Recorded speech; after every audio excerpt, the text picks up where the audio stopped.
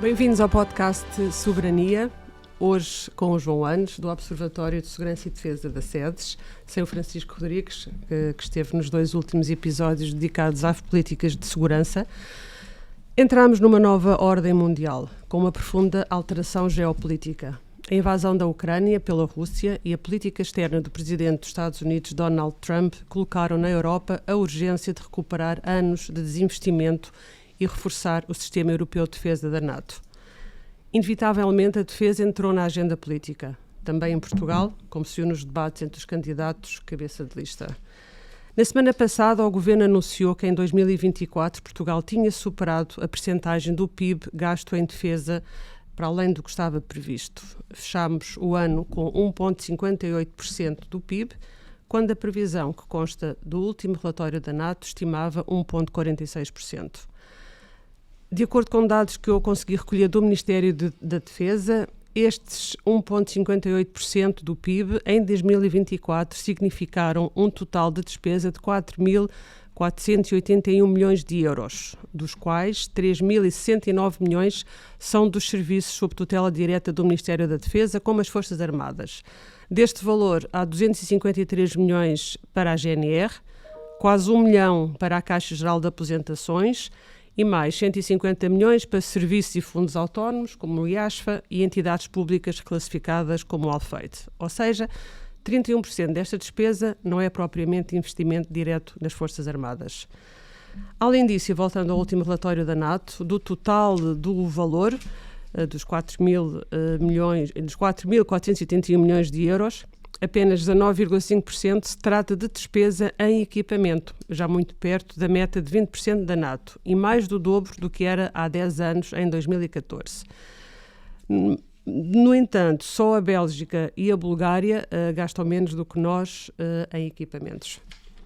Outro dado interessante sobre Portugal: 58,6% da despesa é com pessoal, pagamento de salários, só superado pela Itália, com 59,4%.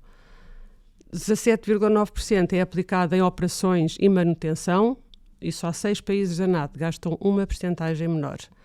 Em relação ao efetivo militar, de acordo também com estes dados reportados à NATO, em 2014 tínhamos 30 mil efetivos militares e em 2024 chegámos aos 24 mil, uma queda de 21% em 10 anos. A queda também aconteceu noutros 11 países da NATO, mas só a Bélgica ultrapassou Portugal com 30% menos militares em 2024 do que em 2014. No entanto, em Portugal, em 2004, com exceção para o ano 2016, em que houve um aumento de 28.300 para 29.800 militares, mais 1.500, em 2024, depois de todos os anos em queda, desde 2016, houve uma recuperação de 2.600 militares. O DN noticiou também, esta semana, que a defesa foi o setor com maior taxa de execução orçamental. Conseguiu gastar 99,6% das verbas previstas. E no último trimestre de 2024, o emprego público na área da defesa nacional subiu pela primeira vez 1% em 3 anos. São nossos convidados o Bruno Vitorino, coordenador do Grupo Parlamentar do PSD na Comissão de Defesa Nacional, Diogo Leão, ex-deputado do PS, que é agora também candidato nas listas, que também pertence à Comissão Parlamentar de Defesa, e também o Pedro Peçanha, que é deputado do Chega e é também o presidente da Comissão de Defesa Nacional. Bem-vindos ao podcast Soberania. Muito obrigado. João Anes, começo por ti e peço que nos faças um breve resumo do que mais relevante encontraste nos programas eleitorais destes 3 partidos. Onde é que achas que podem surgir mais problemas se houver uma necessidade de um pacto de regime para a defesa? Bem, antes de mais, é um gosto estar aqui na presença de todos. O facto de estarem aqui hoje presentes representantes dos 3 partidos com maior representatividade na atual legislatura que está a terminar, e vamos assumir provavelmente os 3 partidos mais representados da próxima legislatura, de acordo com todas as sondagens, torna ainda mais importante compreendermos não só o que os partidos defendem, mas como é que visão é que têm e como é que se pretendem posicionar, porque nós estamos a viver numa realidade geopolítica que está em transformação muito acelerada. E, portanto, uma das coisas que me parece importante destacar desde já é que, tão importante como falarmos do que propomos para o dia de hoje, com os dados que temos hoje, se houver alterações estruturais que nos façam refletir, começarmos a nos dizermos a nós próprios, não faz mal mudar de posição para sermos pragmáticos e se o seu interesse nacional for mais importante que tudo o resto. E é nesse sentido que eu gostava também então de destacar dentro dos programas, portanto, que diz respeito à fotografia que os partidos tiraram agora e a ambição que têm para o futuro. Temos aqui partidos representados que têm uma visão em que assumem mais explicitamente nos seus programas o cumprimento da meta pelo menos 2% do PIB para investimento em defesa e outros que não o assumem explicitamente.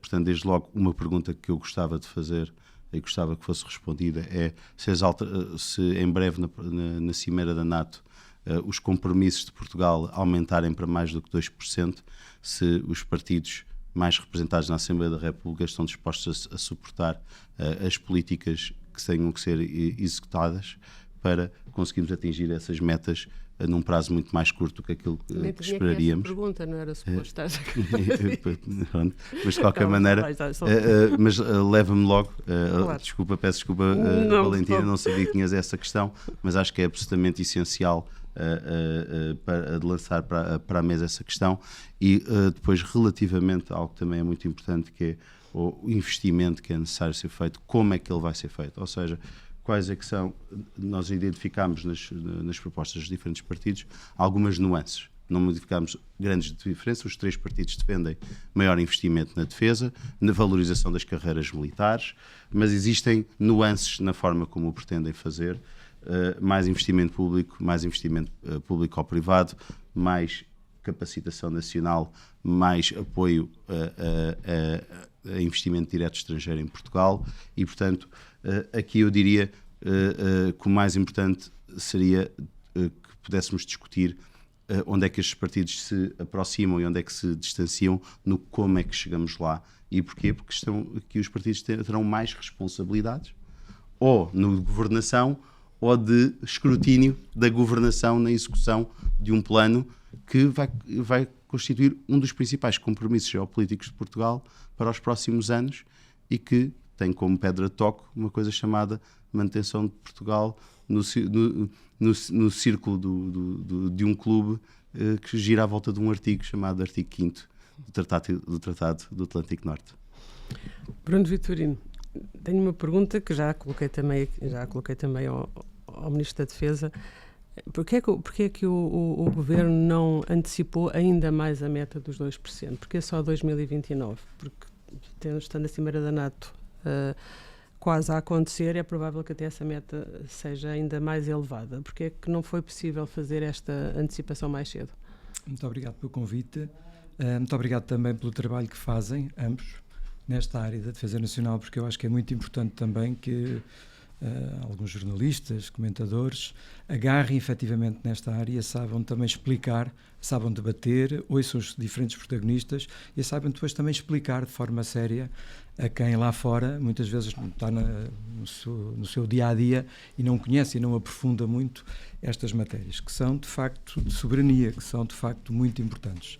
Eu acho que pela primeira vez temos, reflexo também do contexto geopolítico que vivemos, temos esta área da defesa nacional no centro das atenções. Não é só desta campanha, eu acho que teve no centro das preocupações do Governo, que está ainda em funções. O contexto geopolítico conhecemos as incertezas, não só a guerra na Ucrânia, a invasão que a Ucrânia foi alvo por parte da Rússia, a China, que os Estados Unidos já estavam a deslocar as suas atenções para esse outro lado, digamos assim, não do nosso lado do planeta, mas para o outro lado do planeta, a nova administração de Trump e os desafios que tem colocado, agora, mais recentemente, este conflito da Índia e do Paquistão, que não percebemos bem o que é que consequências vai ter, e, portanto, de facto, isto prova que nós temos mesmo de perceber que, sendo nós um país pequeno, e estando nós desde sempre integrando e acreditando naquilo que é um sistema de alianças e num sistema de organismos internacionais, onde temos o nosso papel na União Europeia, na ONU, mas também na NATO, o mais importante para nós era mantermos a credibilidade. A credibilidade tem a ver também, e muito, com o cumprimento das missões internacionais, mas muito com o cumprimento das metas que estamos obrigados. E esse compromisso dos 2% era algo que, para 2029, é o que está estipulado, e acho muito sinceramente que antes que falarmos de outros números e de uma antecipação, temos que cumprir aquilo que estava estipulado. Esse é o primeiro grande objetivo, não conseguimos chegar mais além sem passarmos por essa meta. Portanto, o primeiro grande objetivo tem de ser chegar a essa meta, quanto mais depressa melhor, mas quer dizer, não podem pedir naturalmente a um governo que governou o país durante 11 meses, que conseguisse fazer em 11 meses aquilo que o governo anterior não conseguiu alcançar em 8 anos.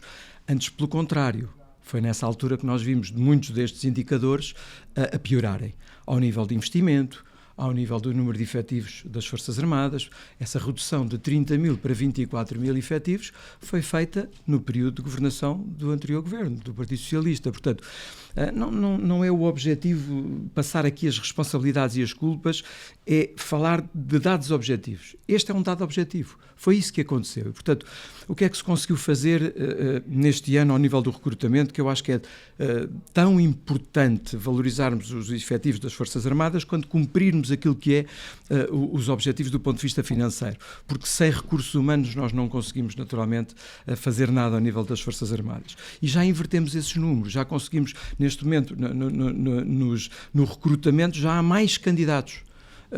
Achamos que também é reflexo daquilo que foi um conjunto de medidas que tem a ver com uma valorização salarial e de suplementos que foi feito, principalmente ao nível do suplemento da condição militar, de passar de 100 euros para 300 euros já neste ano e passar a 400 euros até 2026, e de mais um conjunto de a remuneração base dos postos de praça e sargentos das Forças Armadas e da GNR ser equiparada. Um conjunto de investimentos que tem vindo a ser feito também na habitação. A questão dos antigos combatentes, acho que também é importante, os medicamentos gratuitos, enfim, um conjunto de outras matérias. Essa não é para reter naturalmente os efetivos que lá estão, mas é importante do ponto de vista daquilo que é também o simbolismo que tem e o respeito que temos de ter por aqueles que serviram nas Forças Armadas. Portanto, eu acho que isto era muito importante e eu acho que o Governo agiu muito aqui, e também valorizando do ponto de vista salarial e dos suplementos quem serve nas Forças Armadas, também aumentámos de forma significativa já os valores e os números daquele que é o investimento global, seja em termos de orçamento de Estado, seja em termos dos valores que são contabilizados para a contabilidade NATO.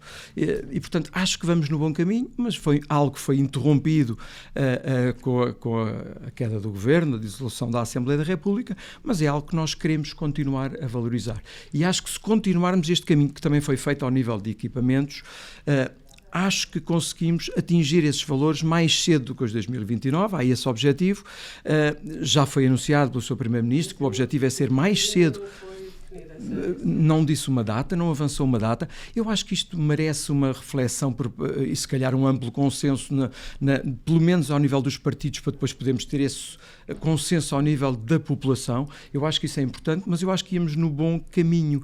Acho que estávamos no bom caminho em relação ao cumprimento dessas metas. Mas volto a dizer, mais do que a tirar datas ou números diferentes daqueles que são o nosso compromisso atual e que nós temos de chegar, é que nós não chegamos a 2, qualquer coisa sem passarmos os 2, e portanto temos de chegar aos 2. Herdámos o país com 1,42, salvo erro, %, e agora já estamos no 1,58. É verdade que o PIB também cresceu, felizmente temos tido crescimento económico, portanto o PIB, a base também é maior, o que quer dizer que este aumento tem de continuar. Onde é que nós perdemos muito tempo? Eu acho que perdemos mesmo muito tempo no governo anterior, onde quando tivemos um aumento do valor global do PIB, não acompanhámos essa percentagem de investimento na área da defesa nacional. E esse foi o grande problema e foi o que nos trouxe a estes números que agora trouxe aqui. Diogo Leão, um bocadinho para pegar aqui com o que acabámos de ouvir do Bruno Vitorino, quando se faz essas opções para o aumento do PIB, possivelmente outras despesas terão que ser sacrificadas, digamos assim. Se a sobrevivência da democracia exigisse sacrificar parte de benefícios sociais em nome da segurança nacional, até onde é que o PS estava disposto a ir para proteger este bem comum? Bom, agradecer o convite ao Diário de Notícias, à Valentina, e cumprimentar também estes colegas de mesa, porque eu tenho muita estima, dizer que a forma como a Valentina colocou a questão é uma forma muito determinista, isto é, se para salvarmos a democracia, não é, fosse preciso alavancar este investimento em defesa obrigatoriamente, não é, e sacrificar porventura algumas parcelas orçamentais de políticas setoriais, não é? Isto é, para salvar a democracia, essa é uma premissa que eu creio que é muito pesada e, portanto, não é, tendencialmente diria, não é, que tudo devemos fazer para tentar acomodar o nosso Estado Social e as nossas despesas sociais, como temos feito, inclusivamente em crescimento das dotações na saúde, na educação, que são obviamente fundamentais. Nós somos um país, enfim, que ainda tem muito que apostar na área social, mas é óbvio que tentaríamos também ir ao encontro das necessidades do aumento de investimento da defesa, não é? E eu creio que é isso que o país tem feito. O Bruno Vitorino falou-nos aqui num desinvestimento, não é, nos últimos anos de governação do Partido Socialista. Bom, isso não é verdade. Isto é, se nós formos ver, por exemplo, o relatório anual da NATO do ano passado, portanto, é uma fonte, digamos, credível, não é? E que mede em milhões de dólares e não euros a evolução dos orçamentos e das despesas nacionais, nós vemos que, por exemplo, de 2015, em que Portugal gastou 2.600 milhões de euros na defesa nacional, nós passámos para 4.500 no ano passado. O ano passado, num orçamento que ainda foi preparado e aprovado pelo Partido Socialista, e, portanto, estamos a falar de um aumento de cerca de 2.000 milhões de euros. É muito considerável, é quase a duplicação, digamos, do orçamento em menos de 10 anos.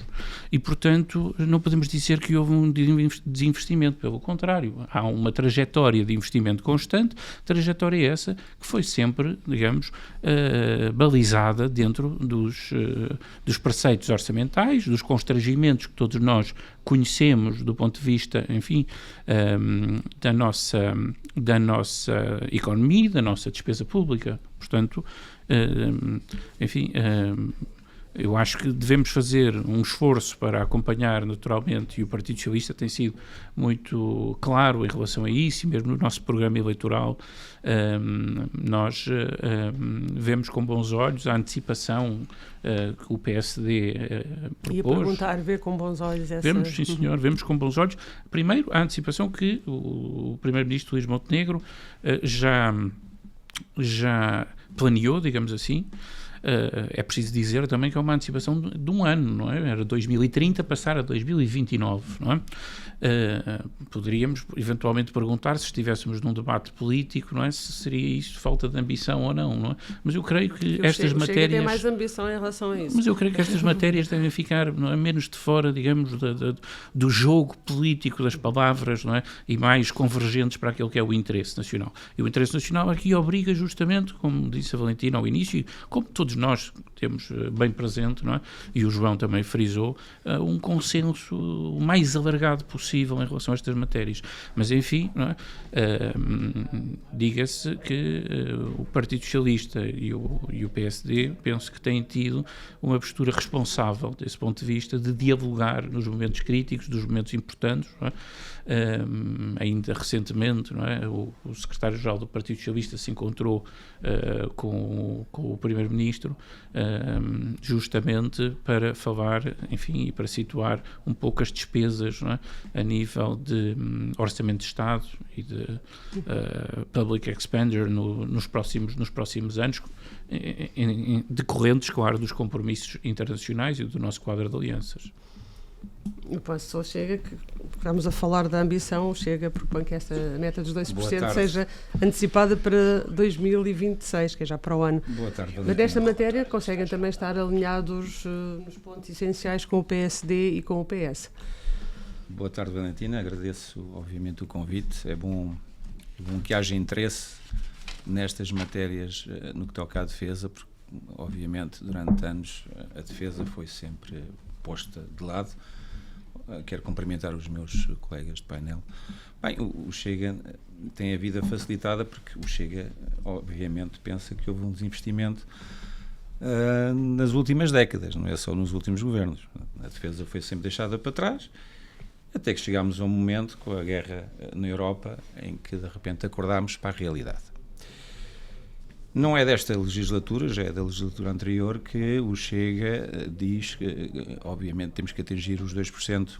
Na anterior legislatura, tínhamos que atingir os 2% dos compromissos para com a NATO. Neste momento, queremos que esse valor já está, obviamente, um bocadinho atrasado face à realidade do contexto geopolítico atual e, portanto, eu vou ser um bocadinho conservador, apesar de haver já países em que estão nos 5%, nós achamos que a meta a atingir andará na roda dos 3,5%.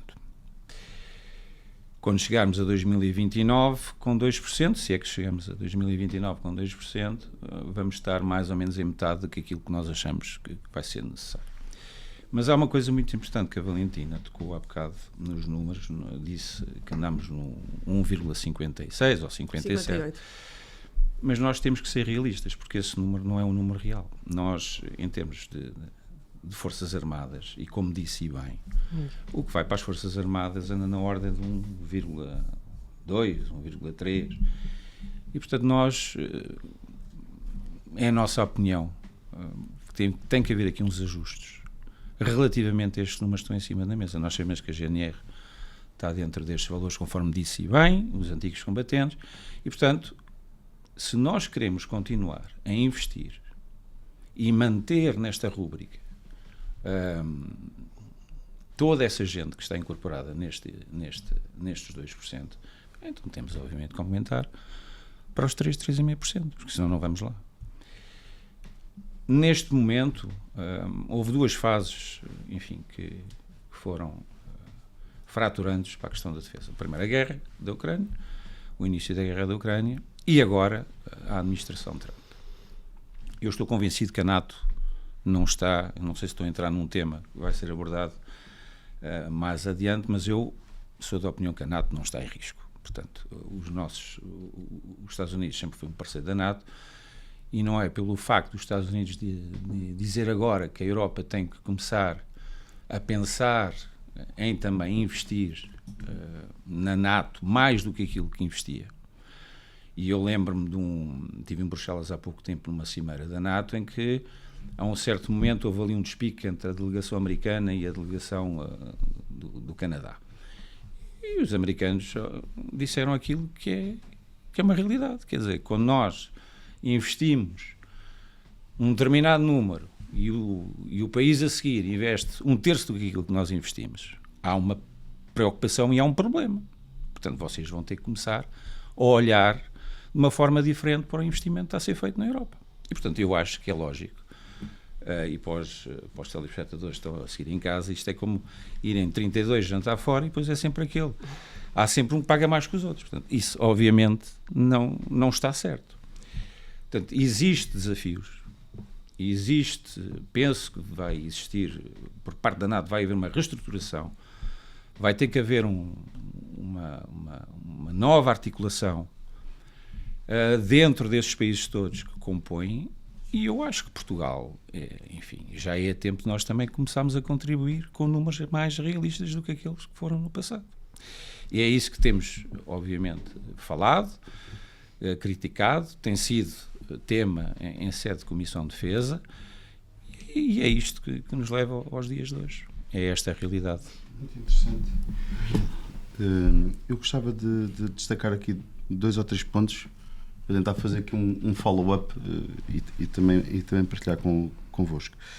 Em primeiro lugar, temos de ter consciência de que, para além da questão da guerra, do início da guerra da Ucrânia, nós estamos a assistir a uma transformação militar acelerada, ou seja, por novas tecnologias emergentes, que também nos obrigam a ter que pensar, mas pensar e fazer rápido, Portanto, estamos a falar aqui, temos metas de investimento relativamente aos planos e à lei de programação militar que temos e que foi ligeiramente atualizada ao longo dos anos, mas tem a ver com um modelo mental e uma doutrina militar que, francamente, está completamente ultrapassada pelas realidades no terreno. Nós estamos a propor-nos adquirir equipamentos militares que têm, naturalmente, um custo de manutenção, uma necessidade também de operação humana e manutenção humana muito exigentes, que seria perfeitamente normal se estivéssemos a pensar nas guerras que se lutaram no século XX e no início do século XXI, mas que neste momento a um custo muito menor, a um custo completamente assimétrico, podem ser destruídas por sistemas não tripulados, em cima de plataformas não tripuladas, como vimos recentemente na Ucrânia, com o abate de caças russos por parte de plataformas navais não tripuladas, ou seja, embarcações não tripuladas, e que disputaram sistemas de mísseis e foram capazes de os abater. E o custo de ter essa capacidade militar é muito inferior ao custo daquela aeronave e do piloto. Já vamos falar da vida do piloto, mas da formação, da preparação e depois toda a manutenção que tem que estar a funcionar e preparada para garantir que aquela aeronave está em condições de fazer um voo seguro, portanto, cumprir uma missão. E, portanto, esta era a primeira questão de duas que eu gostava de colocar, que é como é que nós vamos conseguir, digamos, com o veículo do investimento em movimento, em plena execução, queremos aumentar, compreender se estamos a fazer os investimentos que nos preparam para os conflitos que nós vamos ter que, para os quais, e para os cenários para os quais nos temos que preparar, ou não. E sermos capazes de tomar, se calhar, decisões muito difíceis. Que a própria recuo pode ter custos. Não pode, tem que ter custos. Deixas responder? Eu acho mas é importante explicar que isso não é uma questão para daqui a 10 anos, é uma questão para amanhã. Porque, como nós percebemos, foi durante o conflito contra o Daesh que começaram a ser utilizados drones por parte dos insurgentes do Daesh contra forças regulares. Foi aí que morreram os primeiros militares vítimas da utilização de drones, neste caso, drones suicidas, drones para 2012, não foi já? Sim, mas assumidos, 2013, 2014, sim, começou a ser reconhecido aquilo que só se sabia nos circuitos das informações que já estava a ocorrer. E, portanto, nós temos que compreender que se nós estamos na República Centro-Africana a cumprir um desígnio de política externa e de defesa do interesse nacional, e se um dos cenários para os quais nós preparamos as nossas Forças Armadas é justamente para esse tipo de cenários, nós vamos estar também a ter que nos preparar para cenários em que as forças que se nos opõem, ou que se nos possam fazer opor, vão procurar também o custo mais baixo de produção, de preparação e de explotação de capacidades militares contra as nossas próprias forças. Portanto, essa é a segunda questão que eu gostava de vos colocar, que é, não só uma questão, para além das metas, estamos a fazer os investimentos certos e se existirá consenso entre os principais partidos para não fazer uma questão partidária e, eventualmente, alterações que eu posso chamar autênticas guinadas na lei de programação militar, que se não as fizermos, não vamos verdadeiramente, vamos estar a capacitar as Forças Armadas, mas não para os cenários de empenho, por exemplo, em Forças Nacionais destacadas, que elas poderão enfrentar. E, portanto, amanhã, se tivéssemos uma situação como a que tivemos no Iraque, de intervenção no Iraque, neste caso pela GNR, ou, portanto, uma situação contra uma ameaça insurgente, como a que temos na República Centro-Africana, com o Grupo Wagner na República Centro-Africana a atuar, não é? Nós podemos estar a capacitar as nossas Forças Armadas não para os combates que elas precisam de ser capazes de fazer. E essa é a grande questão que eu vos queria colocar, é se existe disponibilidade e pragmatismo nas principais forças políticas que provavelmente farão a composição do próximo quadro parlamentar, para se entenderem à porta fechada, à porta aberta, porque eu recordo-me que sair do programa de avaliação da aviação militar do Exército há muitos anos atrás, durante o período de assistência financeira, teve muitos milhões de euros de custos. E, portanto, estas guinadas, também elas têm um custo afundado e vamos fazer disto um debate partidário ou vamos pensar no interesse nacional e estamos disponíveis? Estão os partidos aqui presentes disponíveis para ter essas conversas difíceis com as Forças Armadas e preparar-nos, como os gregos já se começaram a preparar este ano, com uma mudança absolutamente radical, extraordinária, até da própria estrutura e funcionamento das Forças Armadas. E eles ainda não estão em guerra. Estou ansiosa para ouvir as respostas de todos. Bruno Vitorino. Uma vez se não me perco aqui no sim, meio, sim, mas queria sim. só... Mas reteve a questão principal. Sim, o essencial. Mas há aqui uma questão de números. Eu sei que o Partido Socialista, desde sempre, o Partido Socialista teve dificuldade com números desde o tempo do Engenheiro Guterres. Mas eu não vou perder o tempo nisto, nem é o objetivo, apesar de estar em campanha eleitoral. Não é. E por acaso o programa ser gravado nessa altura. Não é o campeão da campanha aqui. Diogo, nós em 2015 tivemos... nós não podemos comparar os valores de 2015... só o valor orçamentado, nem sequer foi a execução, só no que diz respeito ao Ministério da Defesa Nacional, com o valor de 2024, com aquele que está ali, já com a lógica NATO, ou seja, com um conjunto de verbas que sempre tiveram, mas que não consideraste no valor inicial. E isso altera completamente o resultado da avaliação feita.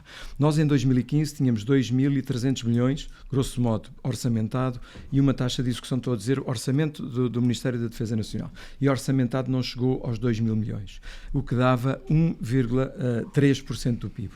Qual foi o grande desinvestimento que foi feito? Foi nos anos subsequentes, quando o PIB aumenta e quando a percentagem e quando o valor de orçamentado e executado se mantém, e isto dá um baixar, um desinvestimento, porque baixou bastante aquilo que foi o investimento do ponto de vista da percentagem do orçamento em relação ao PIB. Não estou a pôr aqui esses números que são reportados à NATO, estou a pôr os valores orçamentados e que estão na Defesa Nacional, diretos em termos de Defesa Nacional. Em relação ao Chega, também falar de números. O Chega é quase um remake do Partido Socialista na questão dos números. Chegamos aos 3%. Eu também posso dizer que chegamos aos 3%, aos 4%, aos 5%. Agora, passarmos de 1,58% para 3% num ou 2 anos, estamos a falar de mais 5 mil ou em 2 ou 3 anos. Estamos a falar de um investimento de mais 5 ou de 6 mil milhões de euros. Não, mas o Chega tem no programa que quer chegar aos 2% já no corrente ano, ou no ano que vem, ou no ano que vem, portanto, num ano praticamente, fazer um investimento que é muito significativo em valor absoluto. E depois já põe a hipótese dos 3%, mas para quando? Estamos a falar de um valor muito significativo. O grande desafio que existe, de facto, é conseguir haver este consenso amplo, que existe no essencial entre o PS e o PSD, tem existido ao longo dos anos no essencial. Depois temos algumas leituras um bocadinho diferentes daquilo que tem sido o investimento e a capacidade efetiva de execução. Os números que eu falei de efetivos é uma realidade, foi o que aconteceu durante os últimos anos de governação do Partido Socialista. Nós tivemos aí uma perca muito grande e uma incapacidade de atrair novas pessoas e até uma incapacidade grande de reter aqueles que lá tinham, até dos mais qualificados pilotos da Força Aérea, na área da ciberdefesa, a quantidade de técnicos altamente qualificados que nós conseguimos formar e que depois perdemos por questões salariais e que continuamos a perder. Não é um problema tão fácil de resolver quanto isso. É? Mas foi o que aconteceu, efetivamente. E a número... Qualquer hipótese em relação ao que se paga no mercado na ciberdefesa, no mercado civil. Temos de ter a capacidade...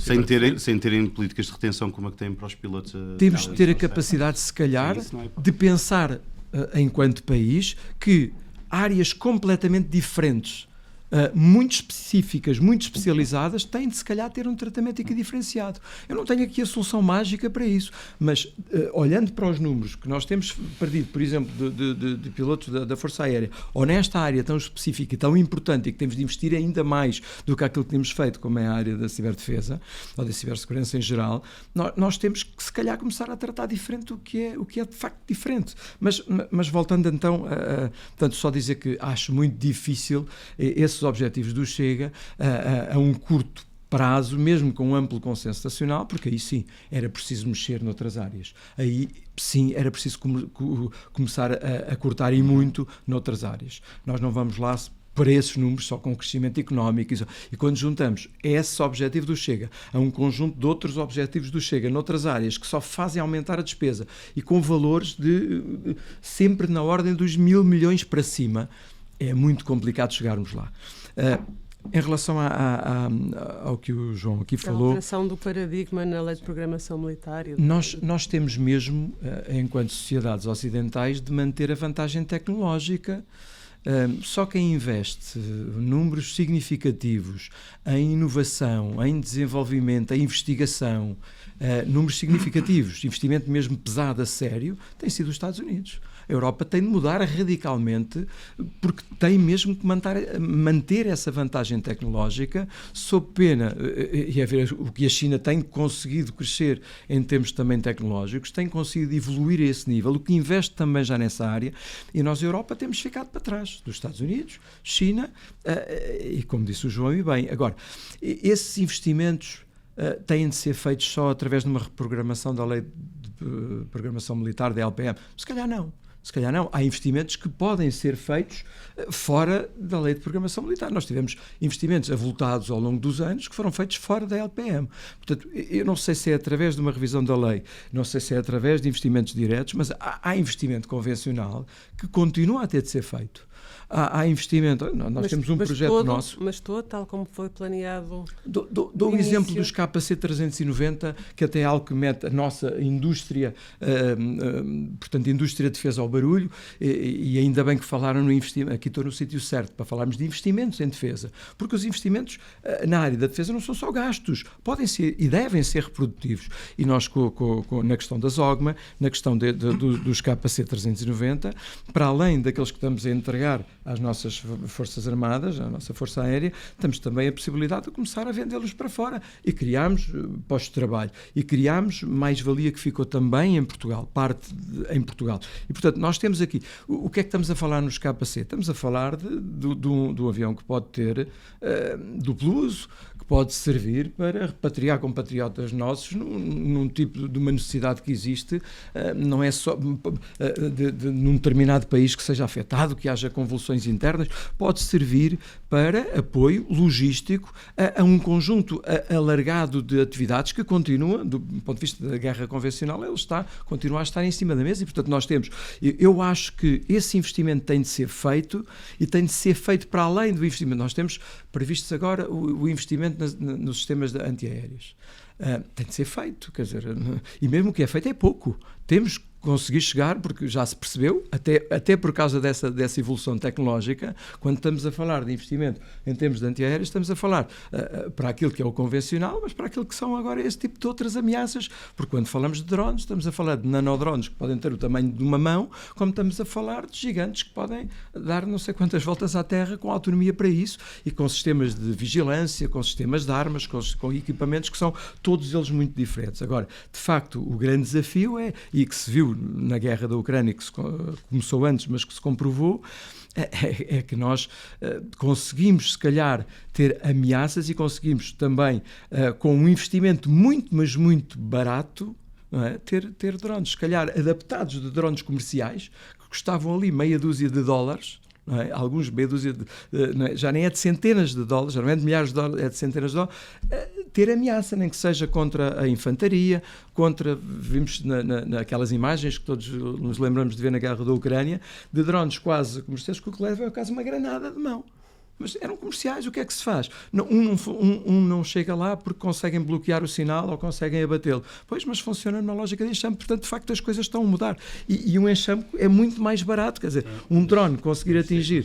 Para conseguirmos ter essa capacidade de ameaça, temos também que ser capazes de impedir que, nesse caso da guerra por comando remoto, dessas mesmas capacidades não serem tomadas pelo inimigo. Portanto, já estamos para além do domínio da guerra eletrónica, estamos no domínio da captura e a utilização desses equipamentos contra as forças do terreno. Temos mesmo que evoluir. Isso obriga, de facto, a uma mudança estrutural, do meu ponto de vista. Portanto, não basta pensarmos em modernizar aquilo que temos e as capacidades que temos, nós temos que criar novas interoperabilidades e uma integração muito maior da tecnologia naquilo que é o produto operacional das Forças Armadas. E eu não vejo isso, tenho que dizer aqui a todos, é a única oportunidade que tenho, eu vou utilizá-la agora, eu não vejo isso na Lei de Programação Militar. E esse é o maior instrumento que nós temos. É onde investimos as nossas capacidades, vou dizer, mais pesadas, porque é mais fácil para todos os nossos concidadãos compreenderem essa expressão, mas nós não vemos isso.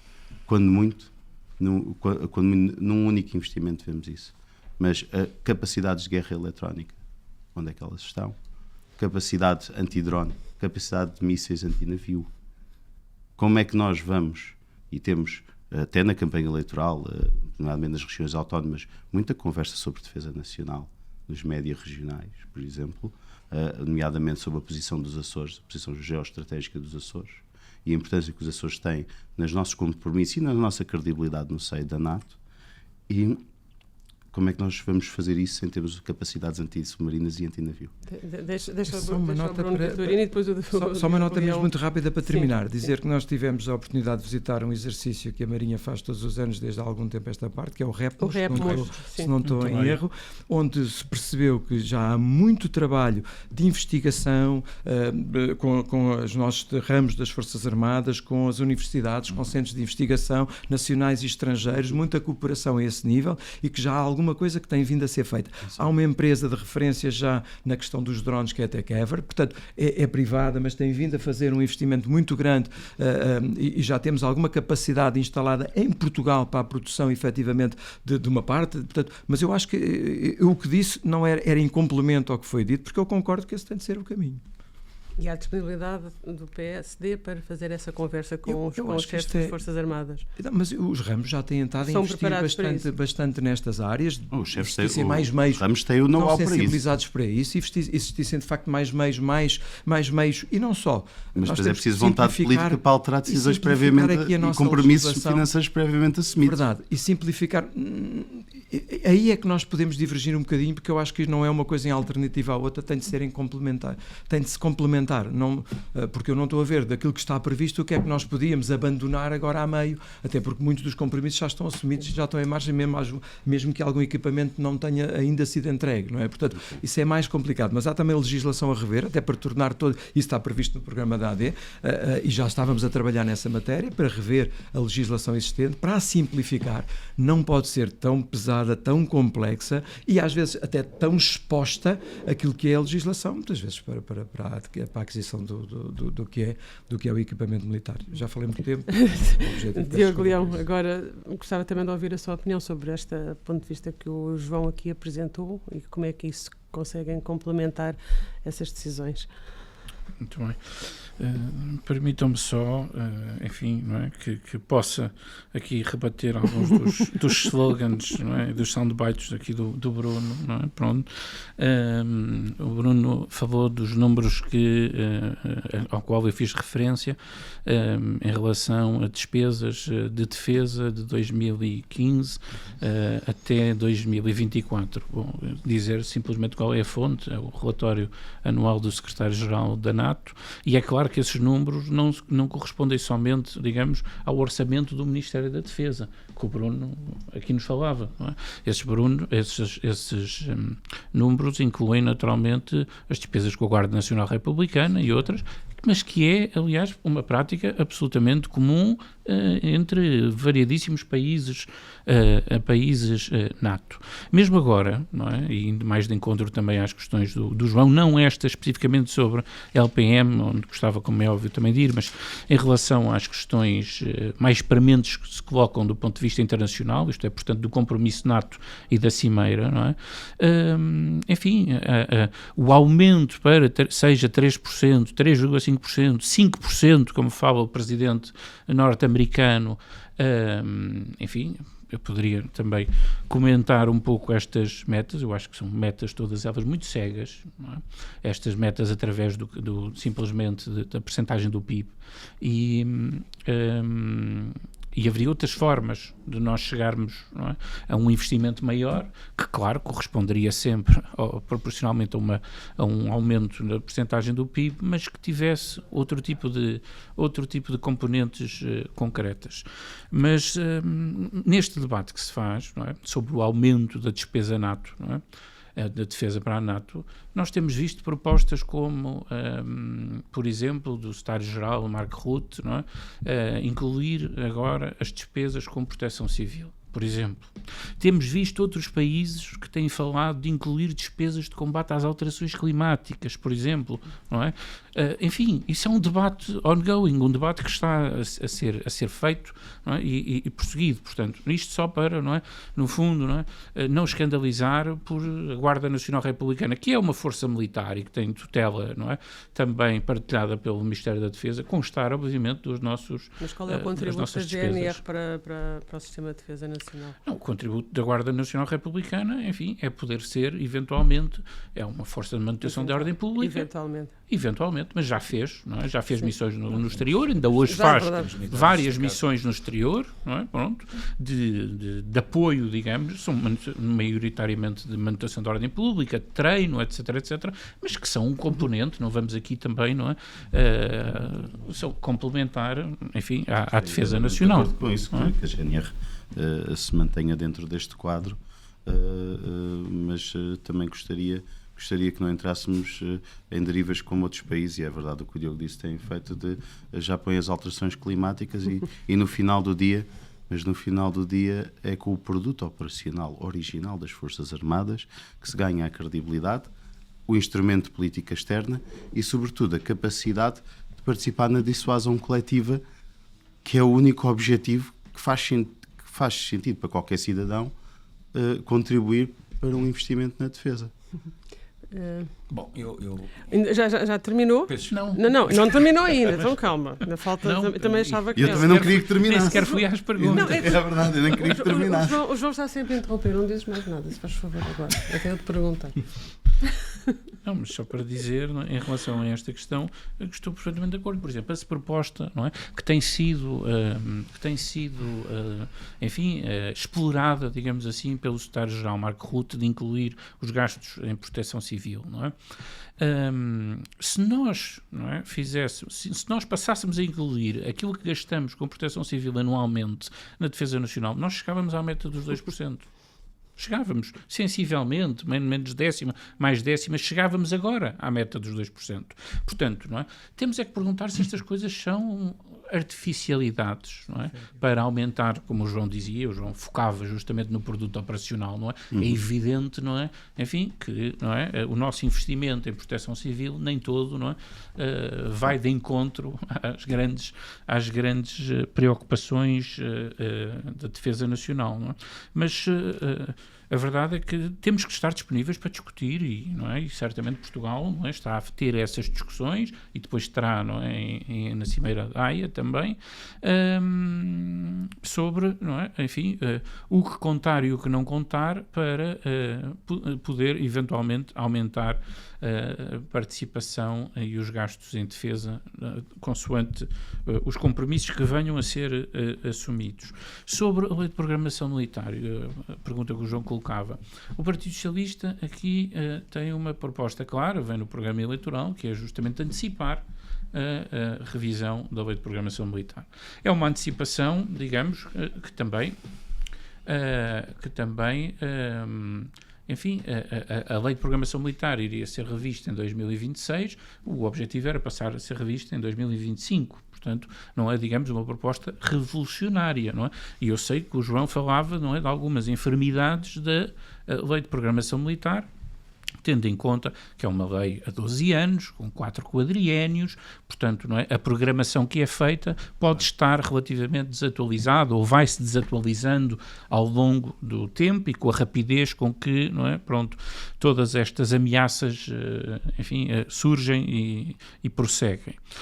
Mas a verdade é que a lei de programação militar é fundamental, isto é, tem sido o instrumento primordial para aumentarmos, não é, a nossa capacidade para adquirir e para construir capacidades militares, não é? Pronto, para adquirir investimentos, e dá uma previsibilidade muito grande do ponto de vista, enfim, financeiro, pronto, para além de que representa um compromisso na Assembleia da República extremamente alargado, que obriga, e isso é um fator sempre positivo, os diversos governos, sejam de uma cor partidária, sejam de outra cor partidária, a cumprir aquilo que está efetivamente programado. E, portanto, a previsibilidade é algo que é relevante em política, especialmente quando falamos de matérias de soberania e de defesa nacional. Mas o Partido Socialista, compreendendo perfeitamente, não é, o desafio que o João aqui nos colocava, que é a rapidez, não é, e a mutabilidade, não é, de ameaças e de desafios que são colocados hoje em dia, nós propomos a criação, desde o programa do ano passado, e repetimos neste ano, a criação de um mecanismo anual extraordinário para a aquisição de meios militares. Portanto, esta proposta seria basicamente uma dotação do Orçamento de Estado anual, portanto, para fazer face àqueles equipamentos e àquelas necessidades que não constam da Lei de Programação Militar, ou que, constando da Lei de Programação Militar, estarão, enfim, escaladas no tempo para quadriénios posteriores, não é? E, portanto, para fazer face, não é, justamente a necessidades prementes, urgentes e importantes, relevantes, sem dúvida. E aqui pode-se colocar, eventualmente, não é, algum, enfim, material e equipamento e meios inovadores, isto é, algo que seja verdadeiramente relevante adquirir naquele ano para fazer face a algum desafio. E nós também prevíamos esta proposta com uma dotação, inclusive, para repor o armamento que cedemos à Ucrânia e que faz falta também às nossas Forças Armadas. É, obviamente, absolutamente fundamental que Portugal continue a apoiar a Ucrânia, a apoiar militarmente a Ucrânia, mas também creio que relevante, não é? Não descapitalizarmos as nossas reservas de guerra, e não só, não é? Isto é, nós fornecemos, não é, parte substancial dos nossos carros de combate, portanto, enfim, o Exército tem naturalmente de ser ressarcido, à falta de melhor expressão, mas exatamente, e do investimento que solidariamente e de forma bastante cooperativa temos dado, e muito bem, à Ucrânia. Vou pôr aqui um relógio como na Comissão de Defesa. Não, eu estou mais ou menos a controlar, mas... Eu vou ter que a única rebater, disrupção de termos de tempo eu vou está a ser a ter minha. eu vou ter que rebater, obviamente, Todos estão a levar o muito meu tempo, colega vamos levar Bruno mais Vitorino. vai rebater e também gostava de ouvir a posição do Chega sobre este desafio que o João aqui lançou. Sim, nós estamos a falar, vamos lá ver uma coisa, nós estamos a falar, há países como a Europa que já estão nos 5%. A Polónia está nos 5%. A Polónia está ao lado da Rússia. Mas nós, se formos conservadores, vamos para os 3%, estamos a falar de 3%, são 8 mil milhões de euros. Se este investimento for bem direcionado, nós podemos aqui catapultar de uma forma significativa a nossa economia. Portanto, eu acho, não é o Chega, isto é uma questão de soberania e uma questão de defesa. Há uma questão aqui que o João colocou, que é o paradigma que nós temos neste momento na Ucrânia. Nós temos homens entrincheirados e, ao mesmo tempo, drones de 20 mil euros que não cabe de uma fragata de um bi. Portanto, este paradigma desta nova realidade, onde é que nós iríamos pensar que um dia íamos assistir de novo, parece que estamos na Primeira Guerra Mundial, que é homens entrincheirados na lama, na neve, ao frio, e ao mesmo tempo com uma diversidade, toda uma conjuntura nova em termos de materiais e de equipamentos, que são os drones, que dão cabo, enfim, por exemplo, de um navio que custa um bi. Falámos aqui dos investimentos que poderiam estar incluídos neste percentual. Ninguém falou ainda, por exemplo, dos nossos serviços de informação, que eu acho que deviam estar incluídos nesta rúbrica. O CIED, por exemplo, que é uma peça fundamental de tudo o que é informação em termos de defesa. Por que não? E eu acho que estaríamos todos de acordo em que pudesse estar incluído nestes valores. Agora, para que isso aconteça, não é? Temos que aumentar, lá está. E o Bruno disse, bem, o Chega é ambicioso. Bem, obviamente que temos que fazer o nosso papel, mas eu acho que isto é uma prioridade. E eu acho que não é pelo facto da guerra da Ucrânia, eu acho que estamos todos de acordo, terminar um dia, que vamos voltar atrás, porque aquelas mentes pensadoras que acham, uma vez acabada a guerra na Europa, vamos voltar em termos de paz, epá, isso acabou. Isso, as pessoas que pensam assim, ou não vivem, ou vivem numa realidade paralela, ou então não sabem o que é que estão aqui a dizer. Portanto, há uma nova realidade, dentro deste contexto complexo geopolítico que estamos a assistir neste momento. E, portanto, isto vamos ter que nos reinventar e vamos ter que nos repensar para o futuro, porque as ameaças vão continuar a existir, e isto estamos todos de acordo. Quer dizer, seja a Rússia, seja a China, como disse muito bem o Bruno Vitorino, isto é para dar continuidade. E, portanto, eu acho, e aí sim o Chega, eu penso que é uma medida perfeitamente alcançável, que é arranjarmos forma de atingir estes valores, já nos preparando para um futuro muito próximo. Deus quer que não venha a acontecer. Mas esses 8 mil milhões de euros, a chegar lá, o Chega estaria disposto a abdicar de que outras despesas? Para já, eu acho que tem que haver um consenso. Tem que haver um consenso, tem que haver um planeamento e tem que haver prioridades. Haverá que haver disponibilidade de todos os partidos políticos que integram a Assembleia da República, ou pelo menos daqueles que são decisores desta vontade, para ver onde é que vamos buscar. Agora, eu acho que a defesa é uma prioridade. Face à atual conjuntura, eu acho que tem que haver cedências. Por exemplo, o que é que estaria o Chega disposto a ceder? Eu não vou entrar em campanha e em programas políticos, mas eu acho que isto no futuro terá que ser repensado e terá que ser, obviamente, analisado e alcançarmos um consenso. Eu não vou aqui falar do qual é que seria a meta a atingir e aonde é que iríamos buscar. Mas eu acho que investindo na defesa e se for bem direcionada, volto a dizer que isto gera emprego, gera riqueza. Estamos de acordo em relação a isso? Vou pedir notas finais, estamos quase com Tenho aqui uma... Sim. Eu não vou falar de números outra vez, mas muito sucintamente agora... Acho que o Pedro tinha referido que tinha uma coisa que gostava Eu sei, mas vamos só ver aqui notas finais de cada um. Muito rapidamente sobre uma questão que eu acho essencial, que se chama opinião pública. Nós não temos em Portugal uma percepção da ameaça como tem a Polónia. Não há nenhum cidadão polaco que não perceba e que não exija ao seu Estado que invista na sua segurança e na sua defesa, porque eles querem continuar a ser livres. E há um povo, se há um povo que sabe o que é não ser livre por um bloco e depois por outro bloco, é aquele. Não é? E estou a falar há umas décadas atrás, não estou a falar há uns séculos atrás. Molotov. Portanto, a questão daqui da percepção da ameaça e do envolvimento da opinião pública é fundamental. Nós temos que saber explicar, e não é fácil saber explicar, de facto, aos nossos concidadãos que a melhor forma de termos paz é estarmos efetivamente preparados para a guerra. E para isso temos que investir. Portanto, eu não tenho dúvida disso, mas também não tenho dúvida que isto tem sido muito difícil de fazer em Portugal, até porque há partidos populistas que têm voz, que têm tempo de antena e que muito contribuem para a intoxicação das pessoas em relação a que, para que é que vamos gastar em armas quando nós precisávamos era de investir na paz ou de investir em escolas. Eu costumo dizer, os polacos sabem isso, que preferem se calhar investir na guerra porque se fossem escolas era para aprender a falar russo. E eles têm esta noção, porque já sofreram na pele essa questão. Portanto, eu acho que é muito importante nós começarmos, enquanto políticos, a ter essa capacidade e o desafio também para quem comenta, para quem trata destas matérias, para quem é jornalista nestas áreas. Eu acho que isto é um desafio que nós temos todos pela frente. É a seriedade como explicamos, de facto, que a ameaça é real, a ameaça da guerra convencional, mas a ameaça das ameaças difusas que todos os dias nos batem à nossa porta. Todos os dias somos alvos de ataques. No ciberespaço, ninguém ainda hoje ciberespaço, a fronteira entre Portugal e a Rússia é um clique. Exatamente. Ninguém ainda hoje sabe o que é que aconteceu com este apagão que teve origem em Espanha. Não vou especular sobre isso, mas sabemos o que é que aconteceu em 2007 na Estónia.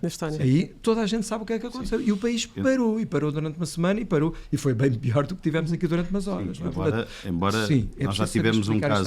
Para pôr a população do nosso lado em relação a esta necessidade que existe, e depois com realismo darmos, digamos assim, irmos subindo de grau a degrau, e no caso da AD, permitam-me isso, continuarmos este ciclo que nós achamos que é mesmo de investimento e de aposta e de valorização dos recursos humanos nas Forças Armadas, e para continuarmos este caminho que fizemos nestes 11 meses. Só falaram na Polónia, só para terem uma ideia, em 2014 a Polónia tinha 99 mil militares. Agora tem 216 mil. Os quais 30 ou 40 mil. Ali ao lado? Sim, portanto é uma diferença grande, mas a percepção da ameaça é muito maior. Diogo, notas finais. Notas finais, falámos aqui bastante dos compromissos NATO e da vontade de Portugal procurar acomodar, não é, uma alteração de metas, mas que protejam também naturalmente, não é, o nosso próprio interesse nacional e a nossa capacidade orçamental, isto é, sacrificando o menos possível, não é, o nosso Estado Social, mas falámos pouco da dimensão europeia, estritamente europeia, e nomeadamente da União, não é?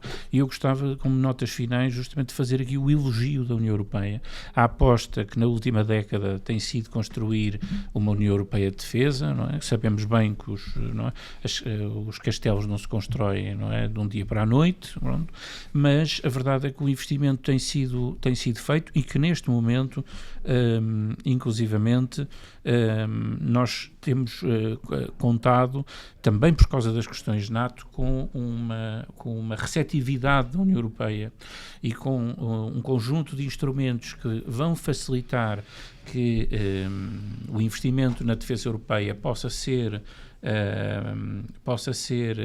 em conjugação naturalmente com a NATO, para reforçar o pilar europeu justamente da NATO, e iniciativas como a cooperação estruturada permanente do Fundo Europeu de Defesa, justamente para alavancar a inovação e o desenvolvimento de meios e armamento daquele que o João nos falava, isto é, coisas tecnologicamente mais avançadas e que possam ter depois, não é? Enfim, procura no mercado, isto é, possam depois equipar numa segunda fase, na fase de produção, forças armadas de Estados-membros europeus, é fundamental, mas eu queria justamente destacar esta mais recente iniciativa da União Europeia, do Rearm Europe, não é? Prontidão 2030, Readiness 2030, que vem, creio eu, auxiliar todo este reforço de meios que a defesa carece e que os Estados-membros precisam. Auxiliar justamente permitindo, não é, que até 1,5%, não é, possamos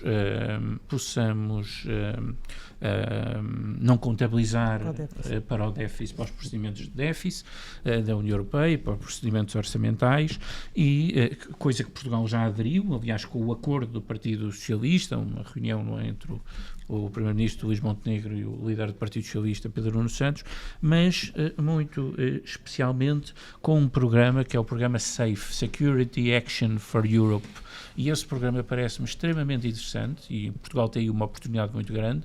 São 150 mil milhões de euros neste momento, não é? Pronto, e sabemos que o objetivo destes programas europeus depois é aumentar ainda as dotações, não é? E aqui estamos a falar de compras conjuntas de 2 países ou mais, 2 Estados ou mais, não é?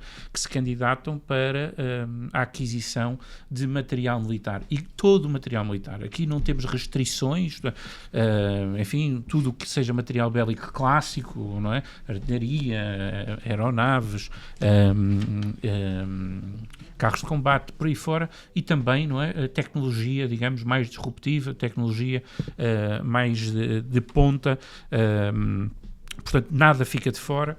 Há a questão de este programa naturalmente tentar alavancar a base industrial e tecnológica europeia de defesa, e, portanto, preferencialmente estas encomendas deverão ser feitas a empresas europeias, não é?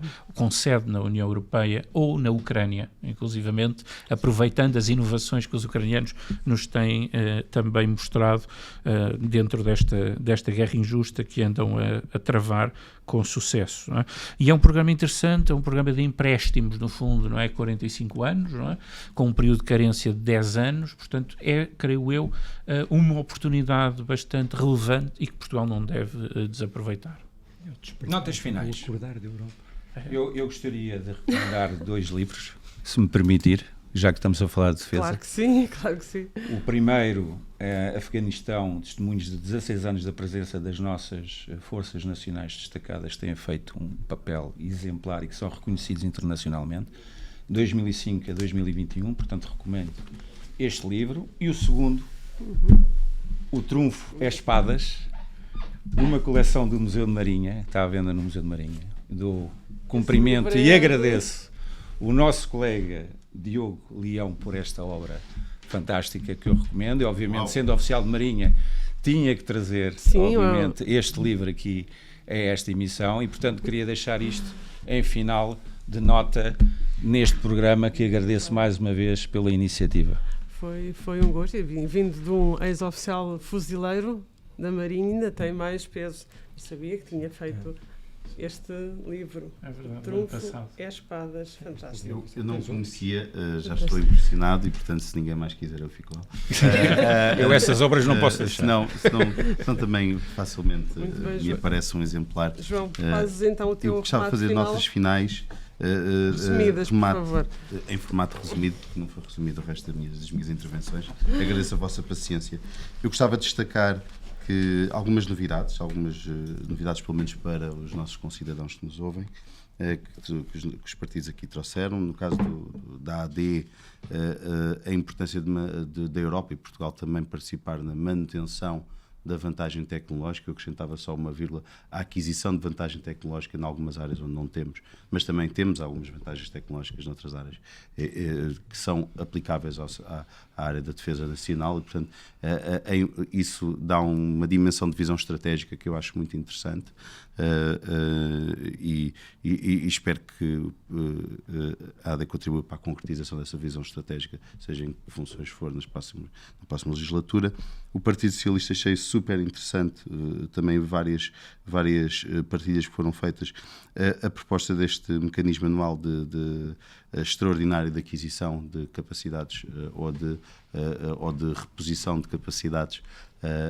Parece-me extremamente interessante, até porque nós sabemos que uma das dificuldades que as Forças Armadas têm tido estruturalmente, até no tiro, por exemplo, de artilharia, uma das áreas onde falamos muito, é a utilização de munições que estejam dentro de prazo e que representem menos riscos para a própria vida dos militares que treinam e que fazem esses exercícios militares. E, portanto, este mecanismo pode ser uma boa forma de usarmos equipamentos em prazo para treinar os nossos militares, para que eles não fiquem fora de prazo por algum problema, alguma falha que já no passado tem havido.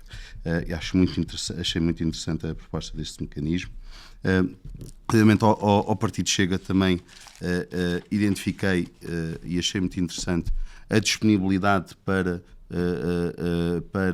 entrar em consenso. Eu compreendo que estamos numa altura de campanha eleitoral, portanto nenhum partido aqui que quer ter responsabilidades no Parlamento vai agora dizer qual é que é a medida A ou B, mas que perante alterações da realidade geopolítica, haver um desafio do Chega ao Partido Socialista e ao Partido Social Democrata e à AD, que foi isso, assim que eu compreendi as palavras do Pedro, para entendimentos para haver um ainda maior investimento na defesa nos próximos anos, por questões de soberania e de segurança nacional. Parece-me muito interessante.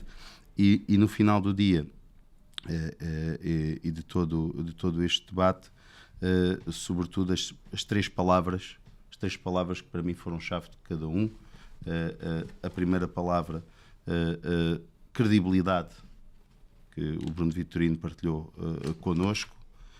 A palavra previsibilidade, que o Diogo Leão partilhou connosco, e um bocadinho mais do que uma palavra, mas uma expressão de acordar para a realidade, que o Pedro partilhou connosco. E parece-me que o conjunto destas três, da credibilidade que precisamos ter, da possibilidade que necessitamos para conseguirmos executar, e termos uma visão clara, real, da realidade e das ameaças, inclusive as híbridas que o Bruno falou há pouco, e da assimetria dessas ameaças face à nossa capacidade de protegermos o nosso país, que isso vos inspire a todos e aos vossos grupos parlamentares na próxima legislatura, porque se isso acontecer, e peço por favor que se recordem desta conversa que tivemos todos, na altura em que as tentações da luta partidária possam levar os temas da defesa para essa altura, se contam com os comentadores e com os jornalistas para fazer os debates sérios e